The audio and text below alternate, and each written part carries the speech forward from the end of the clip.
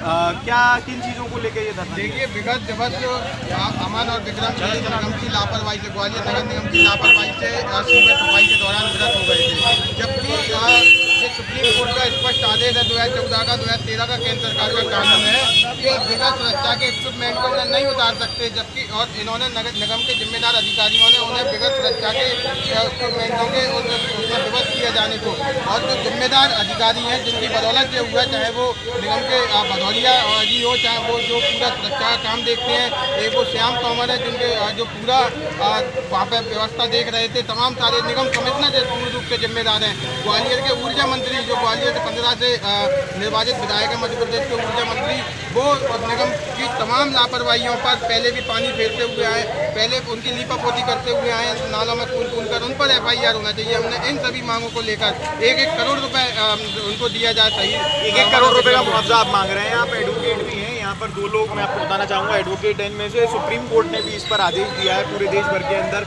इस चीज़ को बैन किया गया है, लेकिन उसके बाद सुप्रीम कोर्ट के आदेश की अवहेलना हो रही है, तो इस पर क्या कहेंगे? देखिए, आज कल श्वेता संज्ञान लिया है माननीय उच्च न्यायालय ने मध्य प्रदेश के, और इनसे 4 हफ्ते के अंदर जवाब मांगा है जिम्मेदार अधिकारियों से, और तो पूरा न्यायालयीन व्यवस्था भी इनकी लापरवाहियों पर नजर बनाए हुए है, और वो भी इनके खिलाफ जो जिम्मेदार अधिकारी हैं उनके खिलाफ कार्रवाई के लिए मंशा रखती है। यहाँ पर हमारे साथ में जो OBC महासभा है उनके कोर कमेटी के जो मेंबर हैं वो भी मौजूद हैं। आप मुझे ये बताइए कि सुप्रीम कोर्ट का जो आदेश होता है पूरे देश पर लागू होता है, सरकारी अधिकारी, सरकारी व्यवस्था अगर इस आदेश की अवहेलना करे तो क्या कार्रवाई होनी चाहिए, और आप क्या समझते हैं एक वकील के नाते? देखिए, जो महिला रोना अधिनियम के 2013 का जो अधिनियम है, उसमें उसके अकॉर्डिंग माननीय उच्चतम न्यायालय ने 2014 के एक दृष्टियान में बोला गया कि जहां अगर कोई इस एक्ट के खिलाफ अगर उल्लंघन करता है तो उसको 3 साल की सज़ा और 50,000 का जुर्माना उसमें एक्ट में दिया हुआ है। अगर इसका वो तो एक अलग बात है, और जहाँ जब भी जो सरकार अपने आप में ये कह रही है 10 लाख रुपये दिए, माननीय उच्चतम न्यायालय ने स्पष्ट कहा है कि स्वतः डिस्क्रिशन पावर में एक स्वतः अपने कोई भी अधिकारी जो आज नगर निगम आयुक्त को जो मध्य प्रदेश सरकार ने एक पूरी हटौती दी है कि वो है 10 लाख से नहीं, एक निश्चित नहीं 10 लाख ही हो, उसको 1 करोड़ भी दे सकती है। लेकिन जिस प्रकार से इस वर्ग को केवल इनके साथ एक छल हमेशा होता जा रहा है।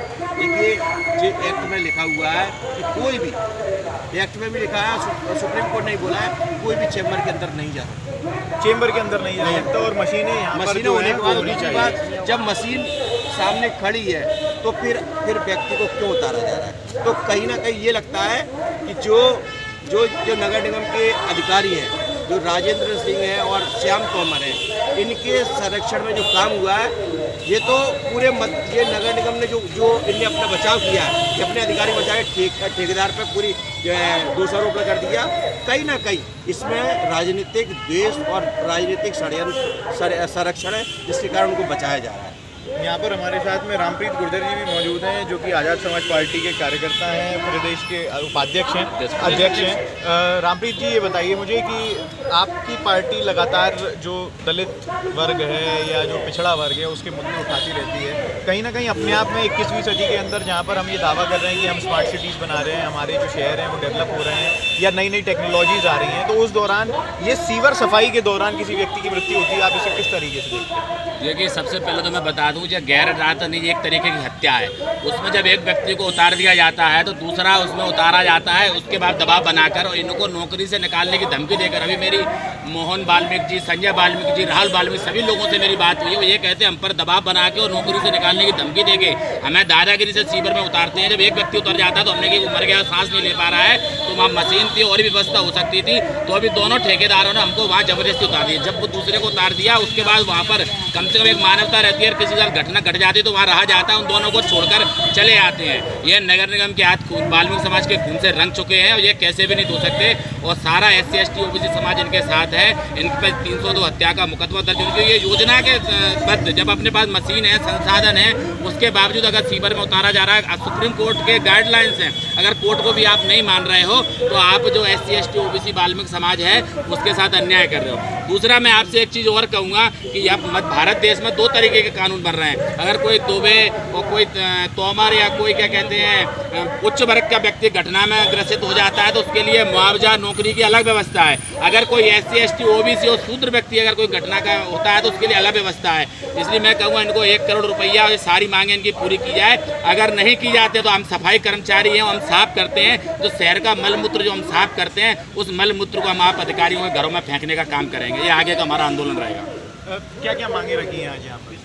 एक तो जो पीड़ित परिवार है, जो 2 भाई हमारे निर्दोष जिनकी हत्या हुई है शासन द्वारा, सबसे पहले इनको 1 करोड़ की मुआवजा दिया जाए, एक सरकारी नौकरी दी जाए। जो सरकारी नौकरी कौन सी? हमेशा दलित और वंचित लोगों को, जैसे सीवर में काम करता है, सीवर ही नहीं, किसी शासकीय कर्मचारी यूनिवर्सिटी में बनाया जाए, कहीं ऐसे कर्मचारी बनाए जाए कि बाप दादा करते चले आए, इनकी ऐसी नौकरी, वो नौकरी नहीं कर रही, अब कोई दूसरी नौकरी दी जाए। जो बच्चा 10 12 पास आउट है उसको दूसरी नौकरी दी जाए। 1 करोड़ का मुआवजा है, बाकी परिवार पीड़ित परिवार को सहायता जल्द से जल्द दी। ये तो इन दोनों की बात हो गई, लेकिन अभी भी शहर के अंदर ऐसे कई सीवर सफाई करने वाले कर्मचारी हैं, ऐसे कई कार्यकर्ता हैं, ऐसे कई लोग हैं जो कि ये काम अभी भी कर रहे हैं और आगे भी खतरा है कि वो लोग भी इस चीज़ का शिकार हो सकते हैं। इसके लिए क्या मांग रखेंगे? क्योंकि मैं समझता हूँ कि कहीं ना कहीं जो अच्छी टेक्नोलॉजी के सूट्स हैं वो अभी अवेलेबल हैं, इन सारी चीज़ों के लिए मशीनें आ चुकी हैं, तो क्या मांग रखेंगे? देखिए, ये जो मशीनें हैं वो कब आई? जब अमन और विक्रम मर गए, उन्होंने अपनी जान गंवा दी। और वो कब? जब वो 24 साल के थे, 25 साल के थे। जब 25 साल का मंत्री का लड़का मरेगा, जब अधिकारी का लड़का मरेगा तो उसे कैसा दर्द होगा।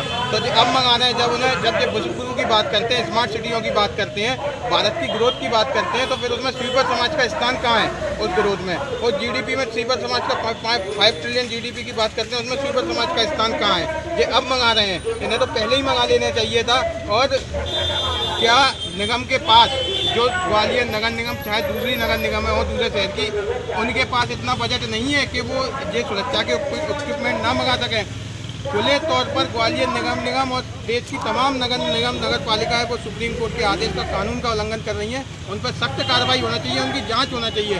देश के अंदर एक भी शहर में बिना सुरक्षा के ऐसा कोई शहर नहीं है सुरक्षा के उन्हें उतारा जाता हो। एक आध जगह ही उतारा जाता है, जैसे दिल्ली में एक आध जगह आपने देखा होगा, दूसरे शहरों में आपने देखा होगा, केरला में आपने देखा होगा, लेकिन मध्य प्रदेश में या दूसरे स्टेट के शहरों में कहीं नहीं है। और मध्य प्रदेश में तो पहले भी हादसे हुए, 2006 में ग्वालियर में ही हादसा हुआ है। 40 दिन पहले दैनिक भास्कर ने एक रिपोर्ट छापी थी ग्वालियर में सिटी सेंटर इलाके की।